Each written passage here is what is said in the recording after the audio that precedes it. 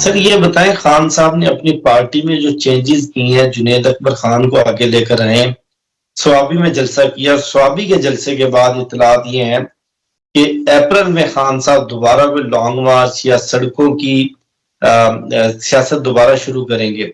तो आपने 29 मार्च की तारीख दी और खान साहब के जो प्लान्स हैं वो अप्रैल के हैं। तो आपको 29 मार्च के बाद किस तरह का मंजरनामा नजर आ रहा है? पीटीआई को आप कहाँ देख रहे हैं? और तो वुकला तहरीक नामी कोई चीज आपको दूर दूर तक नजर आ रही है, या ये भी बस एक पानी का बुलबुला है जो उठेगा और खत्म हो जाएगा? जी अच्छा, जहां तक बात है ना कि 29 मार्च के बाद खान साहब की जो तहरीक के हवाले से है, तो वो तो मुझे बिल्कुल नजर आ रही है 29 मार्च के बाद कि वो बहुत भरपूर तरीके से इलेक्शंस की डिमांड होगी और सारे काफी हद तक मामला जो है वो तय पा चुके होंगे। जहां तक जुडिशरी की बात है तो बात यह है कि पंजाबी में कहते हैं कि रुपया सबका बनवैया। तो जब तक तो जो रुपया दिखाते रहेंगे ना, तो तब तक तो जो है वो इसी तरह से ही है। इसमें हमें जुडिशरी में भी हमें अच्छे लोगों की बेहद जरूरत है। अच्छे लोग हैं भी, इसमें नहीं है कि नहीं है। अच्छे लोग उनको जैसे ही मौका मिलेगा तो वो आएंगे, क्यों नहीं आएंगे।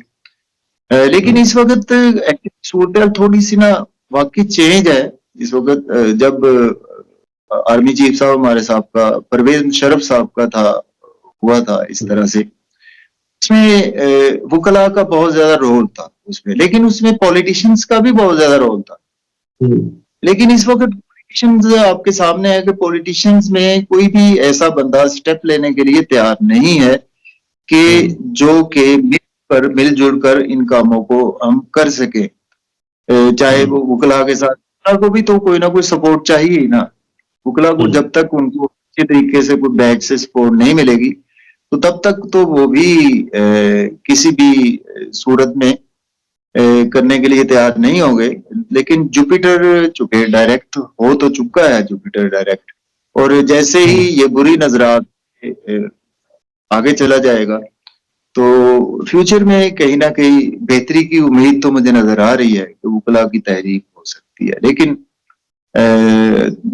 वुकला की तहरीक कब होगी? जब इमरान खान साहब के कुछ थोड़े से हाथ और मजीद खुले हो जाएंगे तो फिर इनको भी आगे आने का मौका मिलेगा, और ये जरूर होगी। मौलाना कहाँ नजर आ रहे हैं आपको?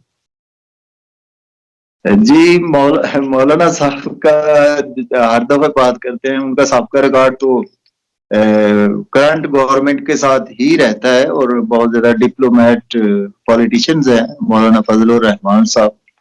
तो मौलाना साहब फ्यूचर में तो पीटीआई की गवर्नमेंट तो आनी ही आनी, ये तो आएगी ही आएगी, और फिर ये भी पीटीआई में नजर आएंगे हमें मौलाना फजलुर रहमान साहब भी किसी न किसी अच्छे ओहदे पर नजर आएंगे फ्यूचर में। 2025 में ही नजर आएंगे फजलुर रहमान साहब। अच्छा, ये बताएं कि इस वक्त जो खान साहब के लेटर हैं वो डायरेक्टली मुखातिब कर रहे हैं आर्मी चीफ को। तो आर्मी चीफ के जायचे पर आपने कई मरतबा खुलकर गुफ्तगू की और इस वक्त आप 29 मार्च की डेट पर तकिया किया हुआ है। डेफिनेटली आपने अपनी एक्सपर्टीज, अपना हिसाब किताब, अपना इल्म यूटिलाइज करके 29 मार्च की डेट निकाली है कि इसके बाद ही होगा जो होगा। तो 29 मार्च के बाद army chief general Asim Munir और पाकिस्तान की स्टैब्लिशमेंट कहाँ नजर आ रही है?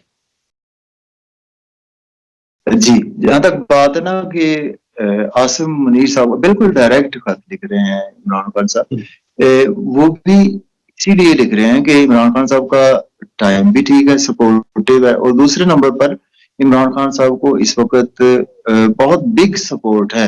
आप समझ लें, एक तो अल्लाह ताला की तरफ से सपोर्ट है और दूसरे नंबर पर ओवरसीज की तरफ से बहुत ज्यादा सपोर्ट है, और बैनुल अक़वामी तौर पर बहुत ज्यादा इस वक्त इमरान खान साहब को सपोर्ट है।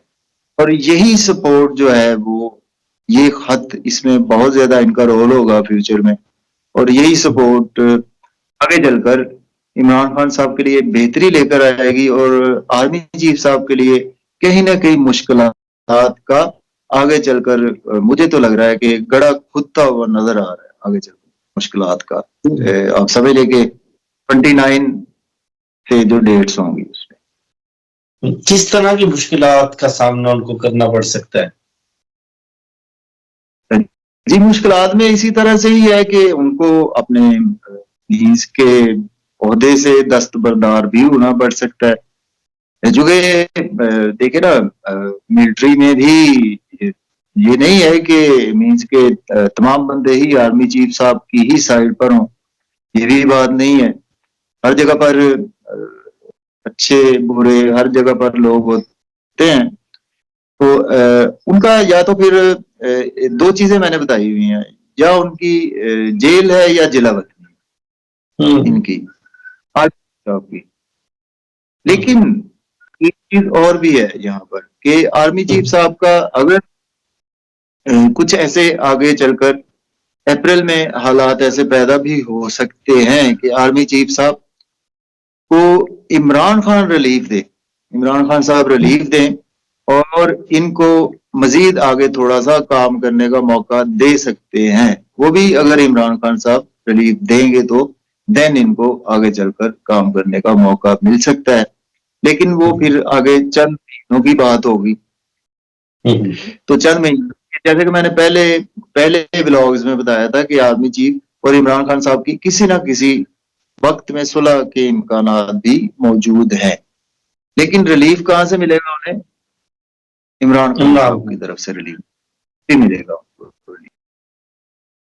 बहुत शुक्रिया सईदुल हसन साहब आपके कीमती वक्त का। मुझे शफकत अली को, सईदुल हसन साहब को दीजिए इजाजत। वीडियो के हवाले से फीडबैक जरूर दीजिएगा। इंशाल्लाह आपसे होगी फिर नेक्स्ट वीडियो मुलाकात। अपना बहुत ख्याल रखिएगा। अल्लाह हाफ़िज़।